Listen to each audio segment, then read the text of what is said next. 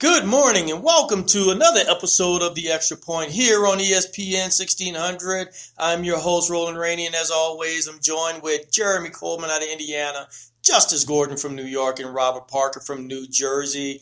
And ladies and gentlemen, I can't believe it. The season has come to an end. And what an end that we had. We now have a guy who's going to go down. I mean, he was already going to go down in history, but he has definitely cemented himself as the all-time great, and that is Tom Brady, who was the Super Bowl 55 MVP, the Tampa Bay Buccaneers Super Bowl champions over the Kansas City Chiefs by a score of 31-9. And if you watch that game, there were so many intricate parts that I think a lot of folks were not anticipating. The one specific one is how Patrick Mahomes was on the run nearly the entire game. But he also didn't look very mobile at times, and it made you really wonder about that too. So our colleagues here, Jeremy, Justice, and Robert, had some very interesting projections going into this game. So let's do a quick recap. We had Jeremy picking the Kansas City Chiefs. We had Justice picking the Kansas City Chiefs. And we had Robert and myself picking the Tampa Bay Buccaneers. So I have to do it. We have to go with the winners first. So Robert, what do you think? Everything that you talk about, did you see it come to fruition on that football field? Yeah, Roland, I tell you what, everything that we predicted, in the previous pod episode came to fruition. We talked about Todd Bowles and the defense. We talked about Vita Vea. We talked about JPP and Shaquille Barrett getting pressure on Patrick Mahomes. And that's pretty much what happened throughout the whole entire game. Patrick Mahomes was on the run. And they really struggled to kind of get some offense going because of that defensive pressure that Todd Bowles had out there for him. I 100% agree, and we actually talked about that, about how that defense was going to be unleashed. But one of the things I can tell you I still had lingering in my head was, with those speedy edge rushers, was Mahomes going to be able to utilize his skill set to get outside the pocket and get the ball deep downfield? Jeremy, why wasn't they effective in getting the ball deep down the field? Well, part of the deep passing game is you got to have time to throw the ball deep. Like Robert said, Shaquille Barrett and Jason Pierre-Paul off the edges were giving the Kansas City offensive tackles trouble all night long. That's one area where I will say that I was wrong to a degree. I thought with 2 weeks practice and some scheme that Kansas City would handle that a little bit better. But they didn't at all. They looked overwhelmed out there, and that, definitely led to the inconsistency in the passing game that you're so used to seeing out of the Kansas City Chiefs. They did a great job on Tampa Bay did a great job on defense, keeping everything in front of them, just like Robert said they should. That's exactly what they did. They tackled well. They didn't allow yards after the catch. They made it tough on Travis Kelce, and he had a few bad drops, when Mahomes was able he very much did. To pull off magic and get the ball away. And even some of the ridiculous throws that he had in this game.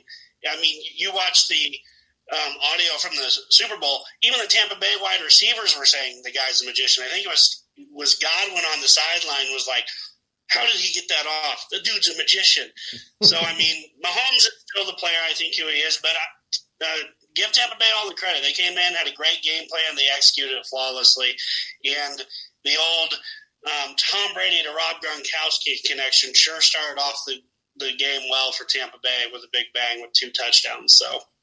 So Justice, what caught you off guard? Because in your prediction, you really mentioned that speed was going to be a part of their winning recipe.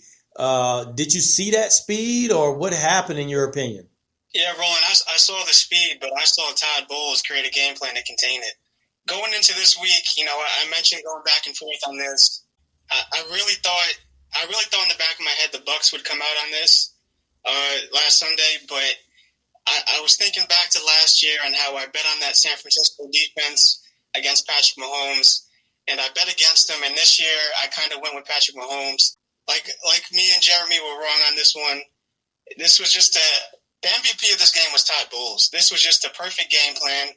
I went into this week, thinking about the 2 tackles that were missing. I was thinking about, Todd Bowles and that Tampa Bay team getting a fresh look at this team in week 12, I believe it was. So they had that film to lean back on. And I was dead wrong about Tyreek Hill. They absolutely blanketed him. That was a big shocker to me. I thought he'd be able to get loose. He actually dropped a touchdown pass. It was a tough catch, but it was still catchable, which is something to kind of look back on. But I think Jeremy kind of nailed it a little bit. The drop passes, Kelsey, Tyreek Hill. I think Robinson dropped the touchdown. This was just a perfect recipe for Tampa Bay. And with Mahomes with that bum ankle, the drop passes, nothing was going their way. And I got to give all the credit to Tampa Bay, just like Jeremy said. So let's go back before we go back to Mahomes, let's talk about Tyreek Hill. Because one of the things that Jeremy mentioned in his prediction is he loves how Andy Reid goes into halftime and makes the necessary adjustments, and Kansas City will come out and they will start gunning and slinging, and you oftentimes see Tyreek break away during that time frame, oftentimes in the second half. So when you look at how Tampa Bay's defense locked him down, what do you think was missing from whatever halftime adjustments that they made, or was Coach Bowles' scheme just that great to take Tyreek totally out of the game? Well, I'd say the biggest thing is that when you watch the Kansas City offense these last 2 years with Mahomes, everything it breaks down into timing. They had no timing throughout the entire game because of the type of pressure they were getting from that Tampa Bay front four, and then the linebackers too, Levante David and Devin White. I think that's the biggest takeaway, is that they couldn't get any timing down. There was no sense of timing. You guys were just getting beat off the snap, and you can't do all the nice little trickeration plays when your base plays aren't working either. Yeah, to your point, when the defense is able to take away your timing and neutralize your speed, which your offense is predicated on, it does make for a long day. So with that in mind, Robert, do you think Coach Bowles has now laid the blueprint for every NFL team out there that when you're going up against the Kansas City Chiefs, this is how you neutralize Patrick Mahomes? Or do you think this was just a game of circumstance, meaning because Patrick Mahomes had a pretty bad turf toe along with some ankle issues, that he was not able to be the guy that we know him to be? Yeah, I think it's a little bit of both, Roland, if you ask me. I tell you what, we all knew Patrick Mahomes wasn't healthy. He wasn't fully 100%. But, hey, it's the Super Bowl. How many players are 100% at that particular juncture in a year? So if you're in the Super Bowl, I think you're healthy enough to play. So Patrick Mahomes, he'll never, say that he wasn't 100%.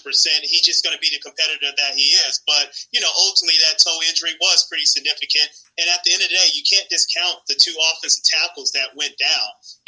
Those not having those 2 offensive tackles actually, kind of helped Todd Bowles in that defensive scheme that they were cooking up, because it actually got pressure on Patrick Mahomes with the front four instead of bringing the blitz. But I tell you what, Todd Bowles was cooking in that game. I saw Todd Bowles bring a corner blitz, and I was just like, oh yeah, Tampa Bay is definitely going to win now.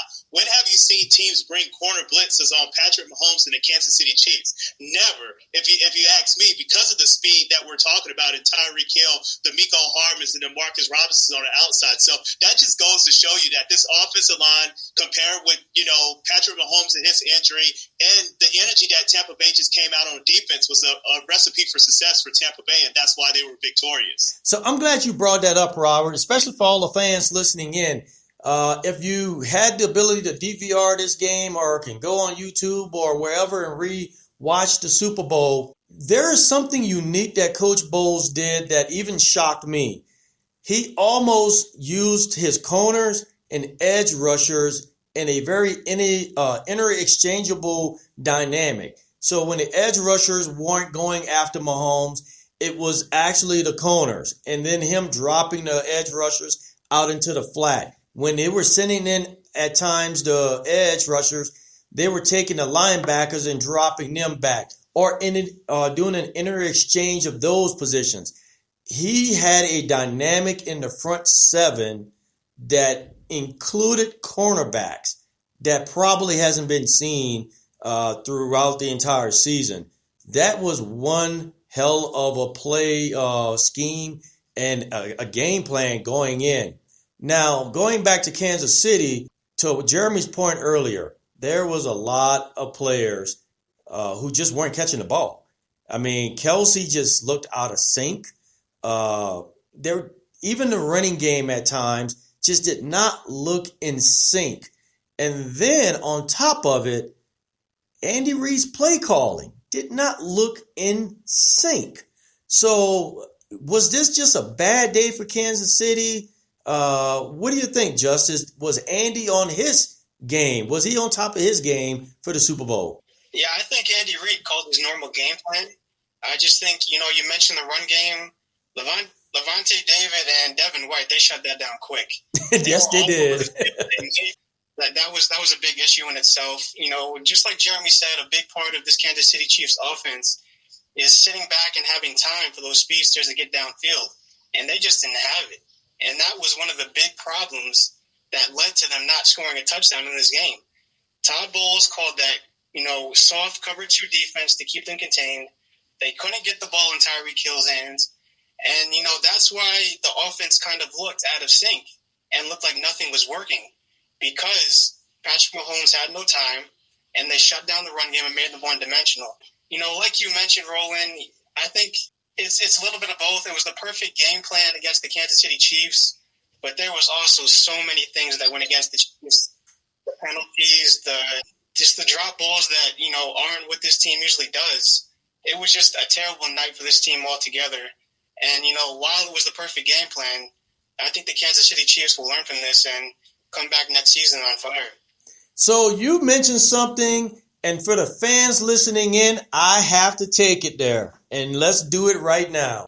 Immediately after the Super Bowl, there were social media conjectures, there were memes, there were all types of posts about the play, not of the players, but of the referees.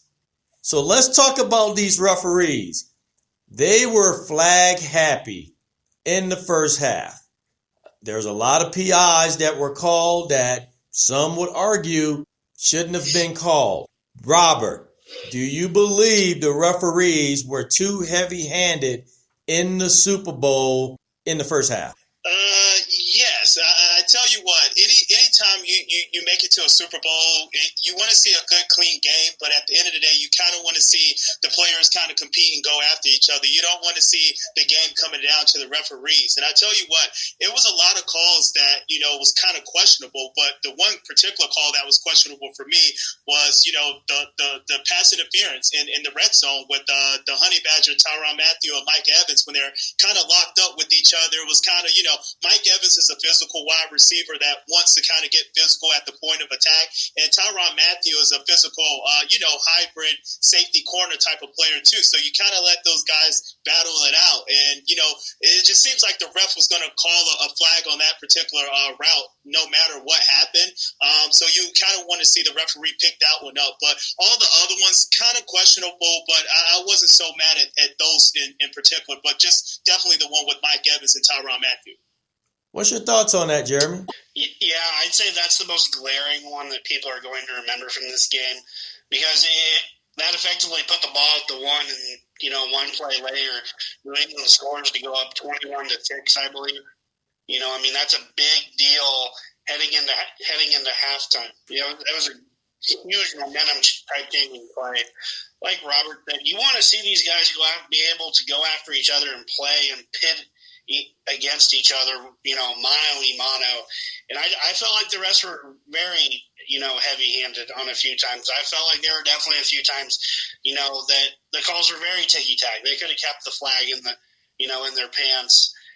You just don't want to see the refs determine the outcome of a game. I think we've all seen games where the refs are way too flag happy and the game has no rhythm.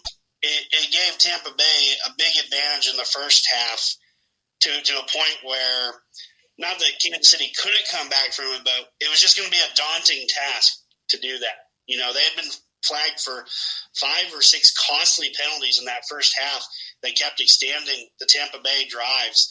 And it was just like, man, another chance to get off the field taken away. A few of those are on them, but I definitely don't think a few of them were either. Something I want to share with you all, and I want to talk about this because I haven't seen it in a NFL game in quite some time. Let me throw out a couple of stats. Total number of first downs by each team. Kansas City, 22. Tampa Bay, 26. Total yardage.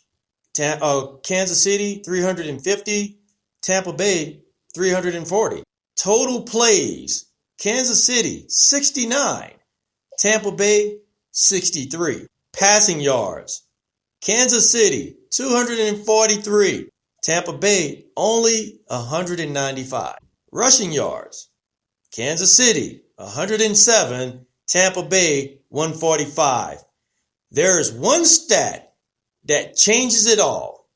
Kansas City, 2 turnovers by interceptions. Tampa Bay, 0. When you look at these stats, one could argue like, wow, that's a pretty even kill game. But yet the score is 31-9, 2 interceptions, costly penalties, put Tampa Bay in some great positions to go ahead and score, especially before halftime. And here we are with Tampa Bay as the Super Bowl champs. What do you think about those stats, Justice? Yeah, I don't think there's anything left to be said. You hit it on the head. The penalties that Tampa Bay was able to capitalize on and the turnovers, the 2 picks. Robert hit it on the head too. The refs were, kind of ticky-tacky. I didn't like some of the calls. Jeremy nailed it. You got to let them play in the Super Bowl. Robert mentioned the Honey Badger pass interference in the end zone. That's definitely one I don't agree with. But the one that set that up was the Bashard Breeland pass interference to Mike Evans down the sideline. He tripped over his shoe. That wasn't really pass interference to me. I would love to see that one let go, but I got to give that up to Tom Brady. He's done that his entire career.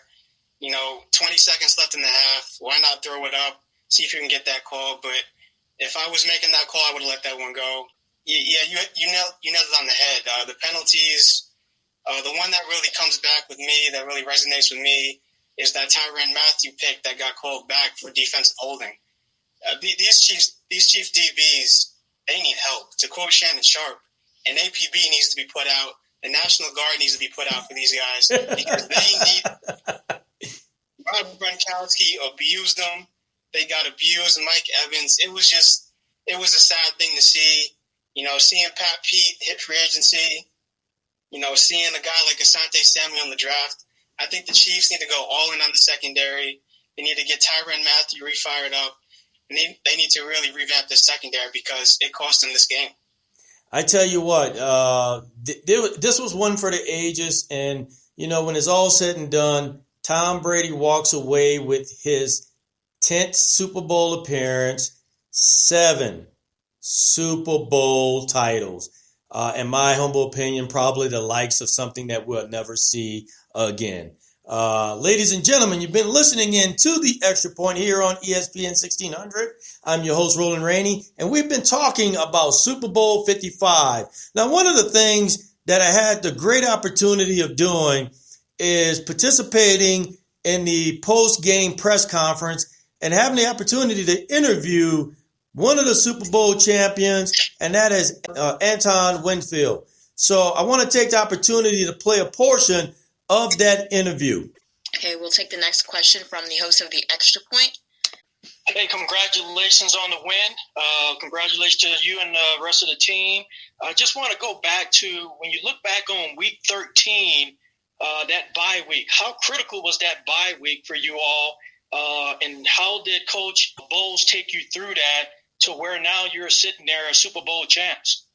It was a critical bye week. I feel like the bye week gave us a chance to look back and reflect on where we were and what the ultimate goal was throughout the rest of the season. And we just kind of looked at ourselves and we just went on a run. We went on a roll. And kind of how the coaches helped. Ever since then, they've just been putting us in great positions to allow us to do our jobs to our best abilities.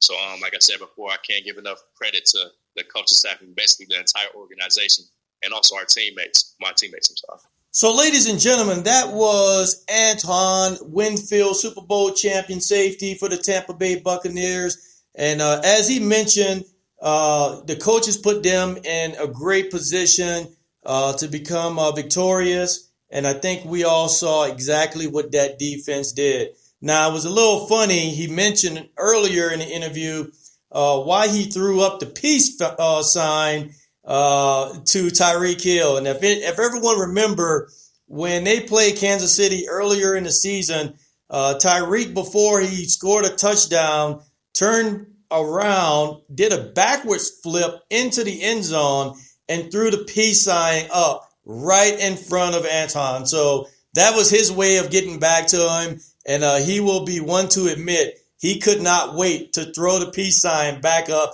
to Tyreek Hill. So as we look at this Super Bowl victory, guys, I think one of the biggest items that I'm curious about is what is going to happen now in the offseason. I think to Justice's point, Kansas City Chiefs, they have to address some of the issues that they have in the secondary. In the Tampa Bay side of the house, it's all about just keeping the current talent. There's a couple of free agents coming up, so it's about renegotiating contracts and getting folks to stay. So I don't know, guys. What do you think? What are some of the critical pieces in the offseason to both of these teams? Well, I'll say really quickly for Kansas City, they're going to have to make a decision at left tackle. With Eric Fisher tearing his Achilles this late into the year, there's a very good possibility he will not be ready for, regular season work coming next year. That is a tough injury for an offensive lineman, especially at left tackle to come back from. That was already going to be an interesting conversation whether they were going to be able to afford his $12 million cap hit this year. And with the cap not expected to be very high, I think this kind of accelerates their thinking to where they may have to take a left tackle early in the draft or try to sign one in free agency. Yeah, you mentioned off-season acquisitions and keeping players around, and I think of Chris Godwin for the Tampa Bay Buccaneers. He's a big part of that offense. He can play inside, he can play outside. He can make the big plays over the top, contested catches. He can do it all. Bruce Arians mentioned it in the Super Bowl parade. He said he wants to keep him here. I'm going to keep it PG. That's pretty much what he said. But, I think about, Mike Evans coming out and saying he'd take a pay cut to keep some players around. And I thought of Chris Godwin. I think that could be a player they look to take away from Mike Evans a little bit to keep him around. So I think Chris Godwin is a player to watch this offseason. Yeah, I think Jeremy hit the nail on the head in regards to, the Kansas City offensive line. I think, Justin mentioned it earlier talking about, that secondary that, just played horrible in the Super Bowl. And we talked about Kansas City late in the year on previous pods as far as, flipping the switch on and flipping the switch off. And, Tampa Bay actually caught them on a day where they actually had the switch flipped off. So with that being said, I think they have to retool the offensive line position and keep Patrick Mahomes upright. You don't want to see him running. I think Next Gen Stats had a stat out there that he ran for 495 yards. And that's a lot of yards. Not rushing yards. That's just 495 yards, just running away from pressure and everything like that. So they definitely have to retool this offensive line in the off season. To jump in real quick, I just want to come back on Robert's comment about the Kansas City Chiefs flipping the lights on and flipping them off. They flipped them on, but the light bulb was out. Todd Bowles shut that out. There was just nothing going on with that. Oh, you heard it right here on the extra point. Justice Gordon with the quip. Ladies and gentlemen, you've been listening in to the Extra Point here on ESPN 1600. As always, I'm your host, Roland Rainey. Have a great weekend, and we will see you here next week.